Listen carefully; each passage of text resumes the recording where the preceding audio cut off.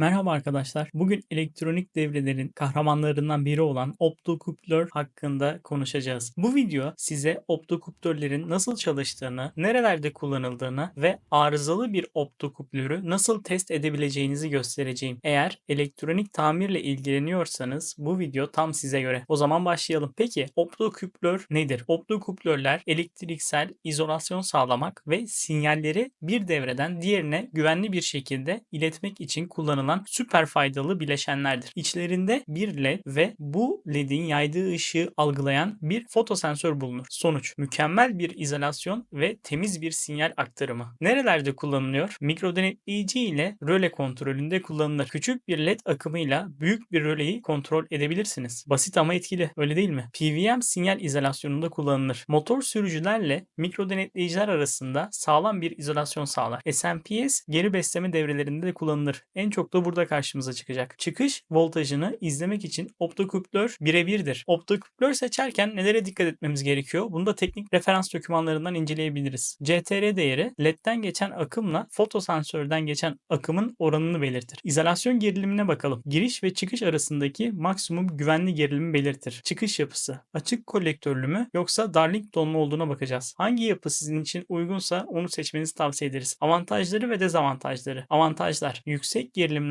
koruma sağlar, gürültüye dayanıklı sinyal iletimi vardır. Küçük boyut ve uygun maliyetlidir. Dezavantajlar: çok hızlı uygulamalarda sınırlar yaşatabilir, devre sinyalini sınırlandırabilir. Zamanla performansı düşebilir. Şimdi işin eğlenceli kısmına geçiyoruz. Elimizde arızalı bir optokuplör var ve onu test edeceğiz. Bakalım sorunu nasıl tespit edebileceğiz? Şimdi onu izleyelim. Eğer bu video size faydalı olduysa beğenmeyi, abone olmayı ve yeni videolardan haberdar olmak için bildirimleri açmayı unutmayın. Ekranda basit bir SMPS devresi görüyorsunuz. Devre yolu bir taraftan diğer tarafa hiçbir şekilde geçmiyor. Peki bu iki yol arasında haberleşme nasıl sağlanıyor? Gördüğünüz gibi burada devreye optokuplör giriyor. Devrenin bir tarafından aldığı sinyali diğer tarafına herhangi bir bakır yol olmadan kendi üzerinden aktarıyor. Kendi üzerinden aktarırken de burada ışıktan yararlanıyor. LED'in ışığıyla ve içinde bulunan foto sensörle. Şimdi de sağlamlık ölçümüne geçelim. Öncelikle transistör tarafını diyot kademesinde ölçüyorum ve kısa devreye varan çok küçük bir gerilim okuyorum. Transistör tarafı kısa devre ve sürekli kapalı konumda. Buradan elektrik iletimi diğer taraftaki led ışık uygulamasa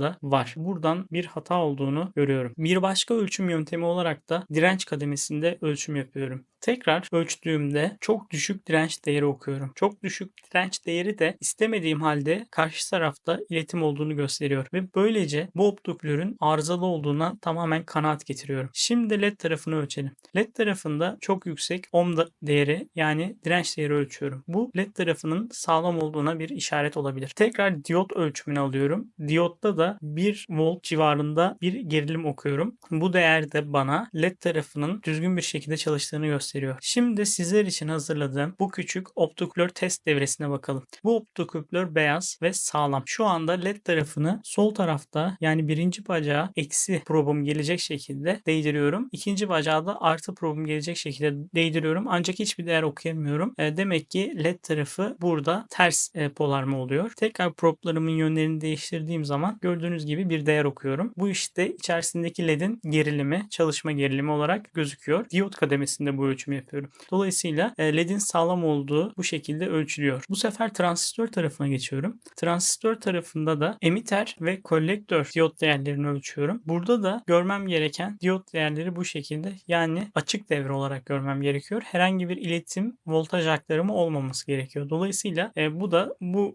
optokuplörün sağlam olduğunu bana gösteriyor. Yani giriş tarafından herhangi bir voltaj uygulamadığım için çıkış tarafında da herhangi bir değer okumuyorum. Şimdi de LED'i gerektiği ölçüde elektriklendiriyorum. Optokuplörün LED tarafını. Bu sefer transistör tarafını ohmaj kademesinde ölçtüğüm zaman direnç olarak küçük bir direnç ölçüyorum. Dolayısıyla buradan optokuplörün iletime geçtiğini görebiliyorum. Yani giriş tarafındaki LED'i yaktığım zaman transistör de kendi tarafını iletime geçirmiş oldu. Şu anda tekrar ölçüm yapıyorum. Ters bir şekilde ölçtüğüm zaman da 2.3 diyot değerini görüyorum. Kolektörden emittere 2 volt bağladığım zaman bu taraftaki LED'in yandığını görebilirsiniz. Bu Bu LED tarafı bir mikro denetleyiciye gidiyor olarak düşünebilirsiniz. Optokuptörün içerisindeki LED'i aydınlattığım zaman transistör de iletime geçerek kendi bölgesinde bulunan tarafa sinyal gönderiyor. Şimdi bunu simülasyonda biraz daha pekiştirelim. Görmüş olduğunuz gibi basit bir simülasyon hazırladık. Bu simülasyonda optokuplöre bir buton bağlandı. Bu buton optokuplörün içerisindeki LED'i yakacak. Optokuplörün içerisindeki LED yanınca da karşı taraftaki transistörde iletime geçecek. Butona bastığımda 1.2 voltla transistör tarafındaki 12 voltluk ampulü aydınlatmayı başarabiliyorum. Burada biraz daha karmaşık bir simülasyon var. Bu simülasyonda da 100 voltluk bir taraf var. Optokuplör içerisindeki LED'e bağlanıyor. Bir direnç de optokuplörün transistör tarafı da diğer tarafta bizim için önemli olan bir mikro denetleyiciye bağlı, bir işlemciye bağlı.